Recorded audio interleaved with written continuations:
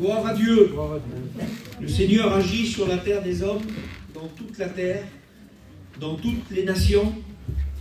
On était parti avec Francky une dizaine de jours en Israël. Et puis un soir, on s'est mis à chanter des cantiques. Je vais vous expliquer comment que Dieu est le même partout sur le globe de la terre.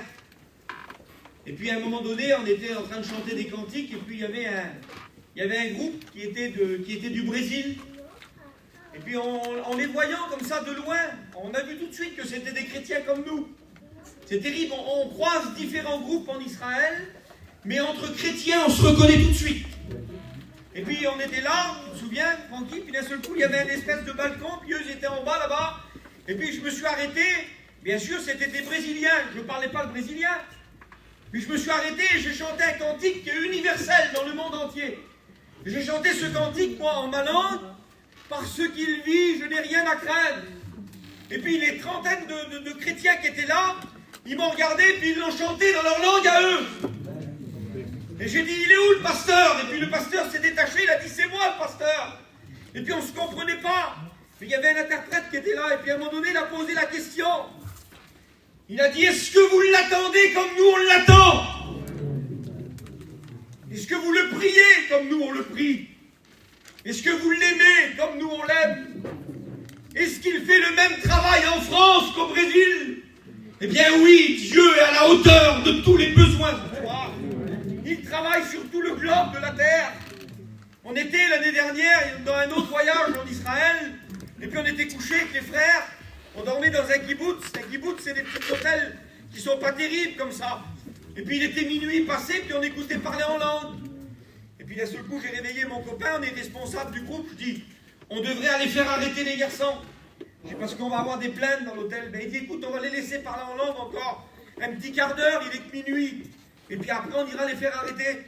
Et puis c'était de plus en plus fort, de plus en plus fort. Alors à un moment donné, je dis, il faut qu'on y aille. Alors il dit, viens, on y va. Et puis nous, on avait pris tout un étage de l'hôtel.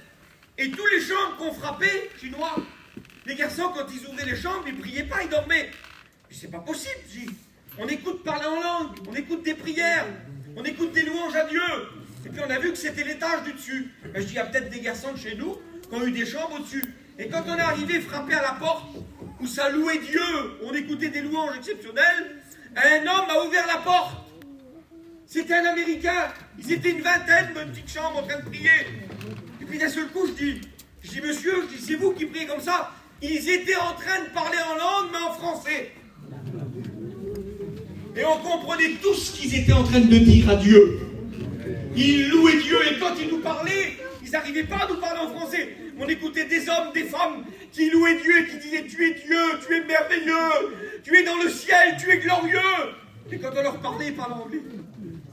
Dieu nous faisait comprendre qu'il y a un seul et unique Dieu. Il y a un seul Jésus.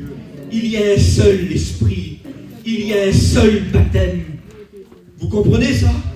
Je voudrais vous parler du Seigneur ce soir. Je voudrais vous parler de Jésus ce soir. Que Dieu soit béni. Que Dieu soit béni. J'ai écrit ici, lorsqu'on était à l'école biblique, Jimmy nous avait fait une petite étude, une grande étude, mais c'était les 10 raisons bibliques de la venue de Jésus. C'était une étude exceptionnelle. Parce que nous, on pense qu'il y a une raison particulière, bien sûr, qu'il y en a une qui est prioritaire sur tous les autres, mais il est venu, mais pour plusieurs raisons. Et quand on lit la Bible, quand on a l'habitude de lire la parole de Dieu, alors on découvre les raisons pour lesquelles Jésus est venu marcher sur la terre des hommes. Et l'apôtre Jean arrive dans sa première épître, au chapitre 3 et au verset 8, et il va nous donner l'une des raisons de sa venue. Pourquoi Jésus est né à Bethléem? Pourquoi Jésus s'est fait baptiser au Jourdain? Pourquoi Jésus est mort à Golgotha?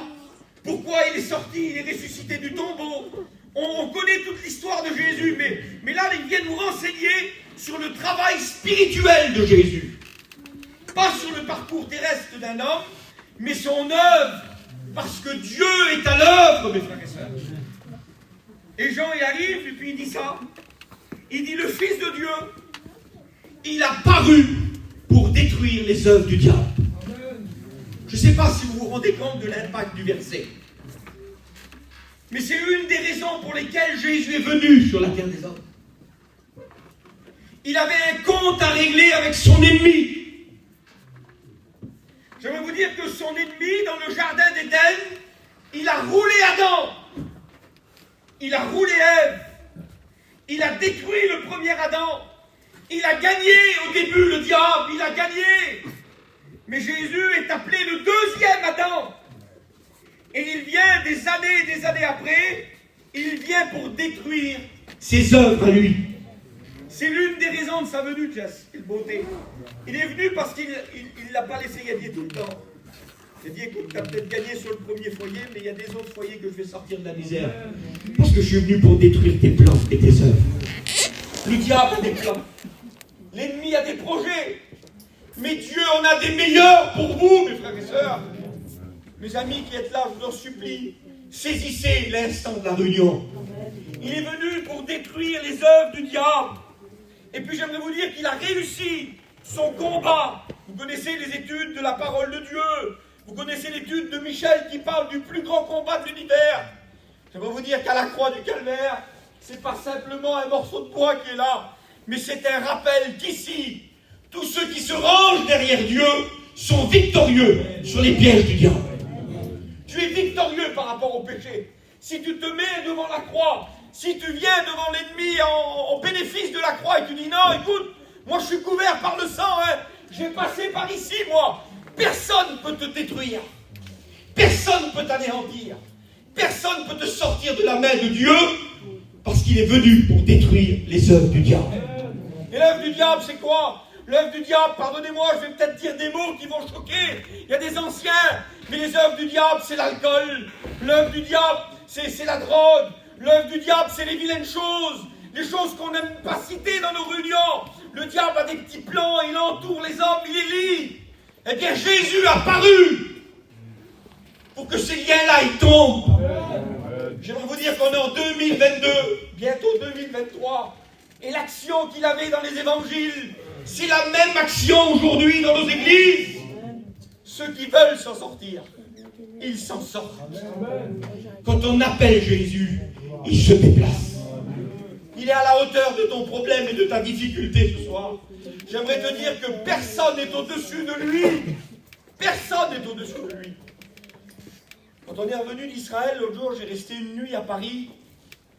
Et puis pendant qu'on était partis en voyage, j'ai été blessé dans mon cœur. Il y a un petit jeune foyer que je connais.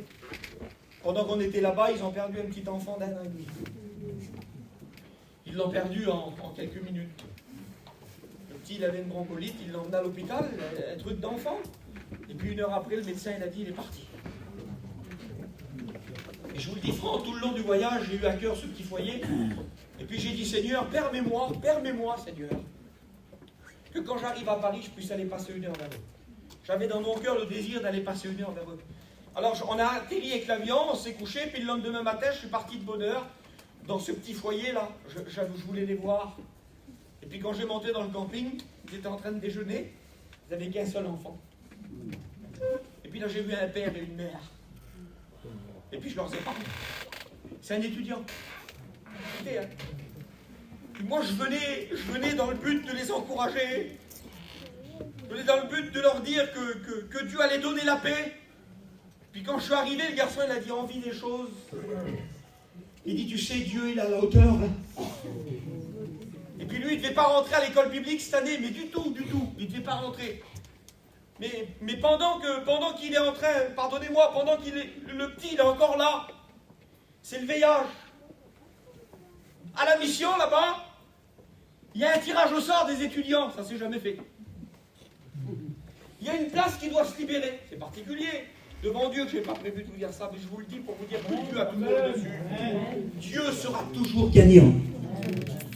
Écoutez bien.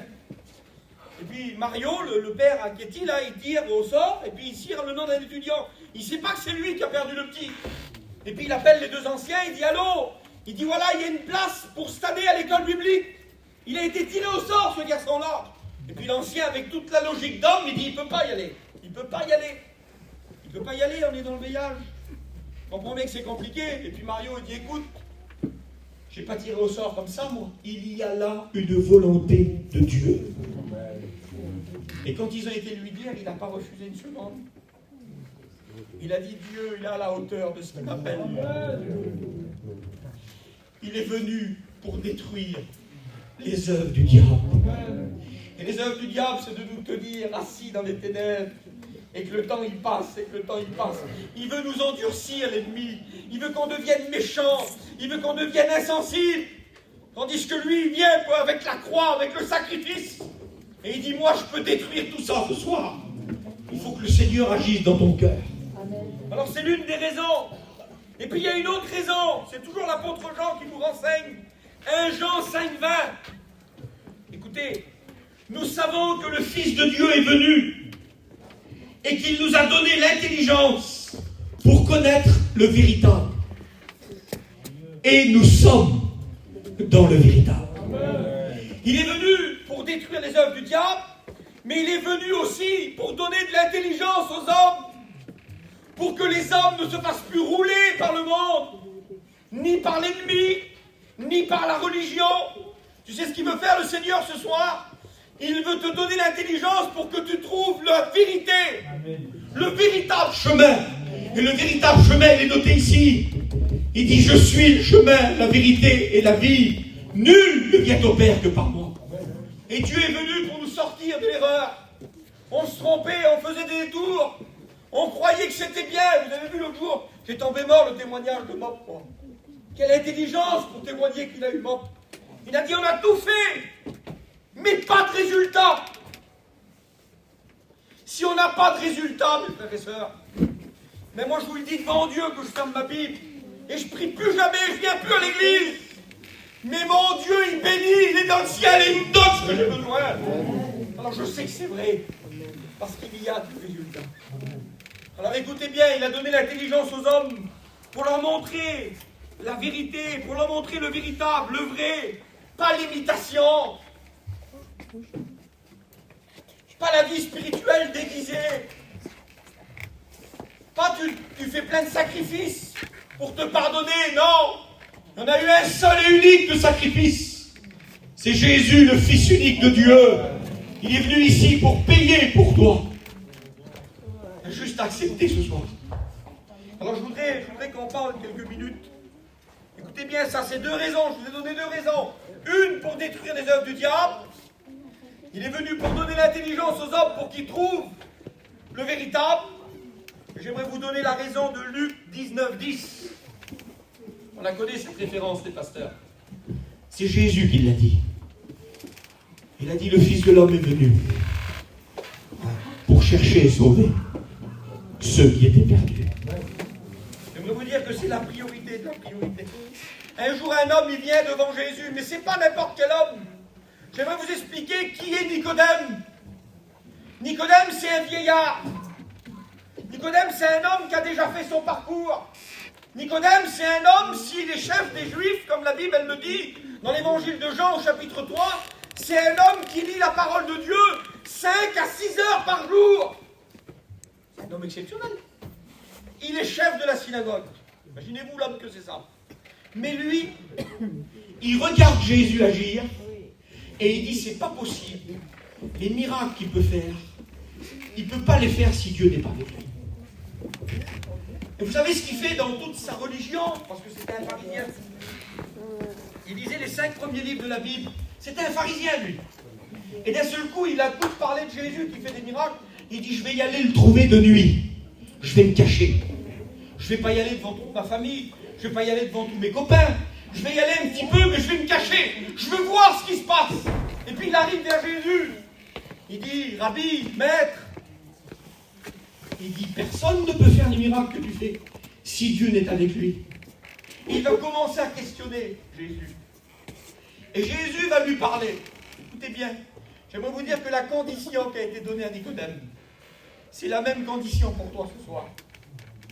Dieu n'a pas changé. Jésus aurait pu dire, c'est un homme qui lit la Bible, il a 80 ans. Qu'est-ce que vous voulez que je fasse? Continue comme ça, vas-y, avance. C'est pas comme ça. C'est pas comme ça. On peut être le meilleur homme du monde. On peut avoir vécu dans la religion des années. C'est pas comme on veut nous qu'on est sauvé. C'est comme il l'a dit lui qu'on est sauvé. Et vous savez ce qu'il dit? Regarde cet homme-là, il dit, écoute Nicodème. Il dit, si tu ne nais pas de nouveau, tu ne peux pas voir le royaume des cieux. Et il semblerait que Nicodème, il a du mal à comprendre. Il comprend mal. Et Jésus recommence.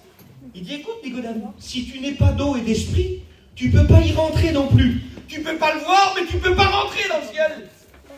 Qu'est-ce qu'il faut que je fasse? Vous savez ce qu'il a cité comme verset Jésus à Nicodème? Vous savez quel verset il a cité? Il lui a cité Jean 3,16. Il a dit, écoute Nicodème, tu te perds, tu dis que tu es vieux, que tu ne peux pas renaître. Moi je te parle qu'il faut une nouvelle naissance pour rentrer dans le ciel. Il faut un autre cœur. Ma sœur, c'est pas un foulard en plus qu'il faut sur la tête. C'est pas comme ça qu'on devient chrétien. C'est pas parce qu'on met un poisson derrière l'auto qu'on est chrétien.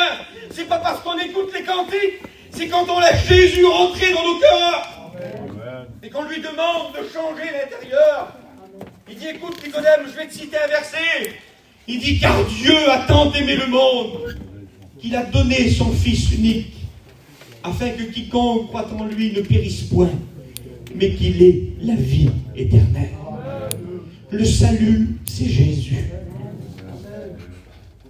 Dieu veut changer les cœurs ce soir. Dieu veut changer les vies ce soir. Écoutez une seconde. Quand on était à l'école biblique, Paillon, quand il prêchait la nouvelle naissance, vous vous souvenez les frères, il avait une grosse voix.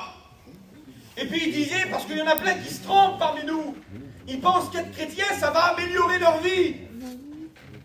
Ça ira un petit peu mieux. Et Paillon, il disait ça, on était 65 étudiants dans ma classe. Il disait, les garçons, la nouvelle naissance, c'est pas une restauration. C'est pas un coup de pinceau sur du vieux. C'est pas embellir la vie des gens, la nouvelle naissance. Il disait non, le Seigneur, il n'est pas là pour que ça brille un peu plus dans ta vie. Il n'est pas là pour que tu sois un peu mieux. Il n'est pas là pour que... Il y en a qui disent, je fumais 5 paquets de cigarettes, j'en fume 3. C'est pas ça, Dieu. Dieu ne fait pas les choses à moitié. Dieu, il vient puis il délivre. Amen. Et puisque t'aimais, tu ne l'aimes plus quand Dieu y passe. Pas possible, je tombais mort après ça, ben tu ne l'aimes plus. Qu'est-ce qu'il y a eu? Il y a eu Ézéchiel 36, 26. J'ôterai de votre corps le cœur de pierre, et je mettrai en vous un cœur de chair. Je mettrai en vous un esprit nouveau. Tu peux devenir un homme et une femme nouvelle ce soir. C'est le miracle que Jésus veut faire. C'est une transplantation cardiaque par le divin. Le cœur de pierre, il n'aime pas. Il est dur. Il ne pleure pas. Il est rigide. Il y en a qui se crament parce qu'ils sont durs. Mais j'ai vu des gens se vanter et dire, moi j'ai jamais pleuré. Quelle beauté, hein. T'as le cœur dur comme t'es comme ça. Et le Seigneur, il dit, moi, si tu m'appelles ce soir, le cœur de pierre insensible, je l'enlève. Je vais mettre un cœur de chair qui bat, qui a des sentiments. Tu vas aimer, tu vas pleurer, tu vas sentir la présence de Dieu. Tu vas être sensible au Saint-Esprit. Tu vas avoir des sentiments d'aider les autres, d'aimer les autres. Mais jamais chez nous, si tu as le cœur de chair, c'est ce qui se passe. Et ça, c'est pas toi qui te l'implante. C'est le miracle que Dieu fait. Paillon, il disait, la nouvelle naissance, c'est un engendrement nouveau. C'est une régénération spirituelle. C'est une résurrection. On l'a vu combien de fois, mais pas ça. C'est quoi la nouvelle naissance? La nouvelle naissance, c'est un homme qui est borné à aimer les mêmes choses. Il est dans le péché, il est dans le monde. Et d'un seul coup, il va à la réunion. Moi, je prends toujours l'exemple là. Les frères, j'ai le temps. Je le prends le temps. Il est quelle heure? Je continue. L'horloge, je triche en plus. C'est une tricheuse. Elle est vaincue, l'horloge. Regardez ce que c'est que la conversion. Suivez-moi bien, je vous mime la parole de Dieu. La Bible, elle parle de 3 états d'hommes. Pour mon temps, je suis calme. Il y a l'homme naturel, il y a l'homme charnel et l'homme spirituel. Attention, c'est de la doctrine. Écoutez bien. L'homme naturel, lui, il est naturel. Vous ne pouvez pas dire c'est un vilain, c'est un méchant, il est bizarre. Il est naturel. Et il marche dans cette direction-là. Il marche comme ça. Il a sa femme qui est à côté de lui, ses enfants. Et il marche. Quand tu le questionnes, l'homme naturel, et que tu lui dis, tu vas où? Eh bien, il vous répond comme un homme naturel. Je veux faire mes affaires. Je veux gagner de l'argent. Je veux me faire un nom. Je veux des terrains. Je veux mettre mes enfants à l'abri. Je veux travailler, je veux briller, je veux qu'on parle de moi. C'est l'homme naturel, ça. Et il marche dans la direction là. Mais pendant qu'il marche dans la direction là, il croise le sacrifice de Jésus. Et Jésus lui explique qu'être un homme, c'est pas ça. Et vous le croisez, l'homme là, regardez, il tourne ses talons, il marche dans l'autre direction. Et quand vous le croisez, c'est plus le même homme. Il n'aime plus les mêmes choses. Il n'a plus les mêmes conversations. Il ne va plus dans les mêmes pays. Il n'aime plus travailler comme il travaillait avant. Qu'est-ce qu'il a eu? Quand tu le croises, tu lui dis, qu'est-ce que tu as eu? Eh bien, écoute, voir, j'ai parlé avec Jésus. Et il m'a expliqué que la vie, c'est pas par là. La vie, c'est par là. Changer de cœur. Changer de direction. Il y a des gens à Nice, moi, que je connais, ils ont tout ce qu'il faut. Ils ont des grandes maisons, ils ont des piscines. Un coup, j'étais à table vers eux, écoutez bien une seconde. J'étais à table chez eux avec ma femme qui est là. On cherche le défaut, il n'y en a pas. En plus qu'ils ont de l'argent, qu'ils ont des belles maisons, ils ont la santé, tout va bien. J'étais vers eux, et d'un coup, je dis, Seigneur, je voudrais te dire un mot à un homme, là. Il y avait un homme qui était à côté de moi, il buvait du champagne. Puis d'un seul coup, j'essaie d'y parler du Seigneur, mais comme j'essaie d'y parler du Seigneur, vous savez comment il fait? Il prend la coupe de champagne, en se moquant de moi, bien entendu, il verse. Il dit, mon bon fils, c'est pas pour nous, ça. En voulant dire, il y a tout, là. Il avait mis sa confiance dans les pierres, dans la piscine et dans les bagues qu'il avait sur les portes. C'est pas pour nous, ça. Mais il se moque de moi en me disant, hein, il verse son champagne, et il boit le champagne. Et dans mon cœur, je suis touché. Et je dis, il faut que je dise un mot quand même. Je dis, c'est très bien tout ce que tu as, mon enfant. Mais je dis, pour aller là-bas, tu en auras besoin de lui. 15 ans après, il est tombé malade. Écoutez bien. Et sur son lit de maladie, qui c'est qu'il a appelé? Il n'a pas appelé ses bagues, il n'a pas appelé sa piscine, il n'a pas appelé sa maison. Il a appelé Jésus. Parce que l'homme a besoin de Jésus. Parce que tu en as besoin de Jésus. Parce que pour aller dans le ciel, c'est Jésus la porte. Parce que tu ne pourras pas faire autrement que de l'appeler. Alors il y en a qui disent jamais. Dis pas jamais. La Bible elle dit que tout genou fléchira devant lui. Personne ne restera debout devant lui. Je ne sais pas si vous réalisez la puissance de Dieu. Les hommes, ils l'ont rejeté toute leur vie, ils ne l'ont pas aimé. Ils étaient contre. On va le voir là dans 2 secondes. Écoutez bien. Il y avait un homme, c'est ça la nouvelle naissance. La nouvelle naissance, c'est Saul de Tarse. Vous savez qui c'est Saul de Tarse? C'est un homme qui combat les chrétiens. Et quand on lit, écoutez bien, la Bible, elle dit la vérité là, elle ne triche pas la Bible. Quand on lit sa personnalité, la Bible, elle dit dans Acte 9, Saul respirait le meurtre et la menace. C'était un homme qui respirait le meurtre et la menace. Écoutez bien, il persécutait l'Église. C'est les mots de la Bible. Hein. Il ravageait l'Église. Il arrachait hommes, femmes des synagogues et il les mettait en prison. Il a voté pour faire tuer le premier évangéliste. Imaginez-vous, il a été lapidé devant lui, il a gardé les vêtements. Il était d'accord pour faire mettre à mort les pasteurs de l'époque. C'est Saul de Tarse. Je ne sais pas si vous vous rendez compte de l'homme que c'est ça. Il respirait le meurtre et la menace. C'était un homme, lui, il disait, chez nous, il n'y aura pas de chrétiens. Et il parlait du territoire de Jérusalem. Ça ne passera pas. Et il avait mis tout son zèle pour combattre l'Église. Il avait dit, donnez-moi les pleins pouvoirs, je vais la ravager l'Église. On n'en veut pas, il disait, de la nouvelle doctrine. C'est les mots des Actes des Apôtres. Et puis un jour, comme ça, il persécutait l'Église, il faisait du mal à tout le monde. Il va dans le souverain sacrificateur, il dit, écoute, tu vas me donner des lettres, des laissez-passer, et je vais aller dans les synagogues de Damas, parce qu'il y en a là-bas des chrétiens. Et il dit, quand je vais arriver à Damas, je vais ouvrir les synagogues, je vais les arracher de la synagogue, et je vais les emmener à Jérusalem. On les jettera en prison. Il voulait torturer les chrétiens. C'était un homme sûr, convaincant, sûr de lui. La Bible elle dit qu'il est sur son cheval. Quelle beauté, Seigneur. C'est ça la nouvelle naissance. C'est une catastrophe, sa vie à lui. Mais écoutez ce que la Bible elle dit. Comme il était en chemin et qu'il approchait de Damas, écoutez bien ce qui s'est passé pour lui. Quand on veut toucher à Dieu parfois. Quand il s'approchait de Damas, tout à coup, une lumière venant du ciel resplendit autour de lui. Il tomba par terre. Et il entendit une voix qui lui disait « Saul, Saul, pourquoi me persécutes-tu » Il répondit « Qui es-tu, Seigneur » Et le Seigneur dit « Je suis Jésus que tu persécutes. Il te serait dur de régimer contre les aiguillons. » Tremblant et saisi d'effroi, il dit « Seigneur, que veux-tu que je fasse ?» Et le Seigneur lui dit « Lève-toi, entre dans la ville et on te dira ce que tu dois faire. » C'était un patron, c'était un dirigeant, c'était un homme méchant, c'était un homme menaçant, c'était un homme qui savait où il allait.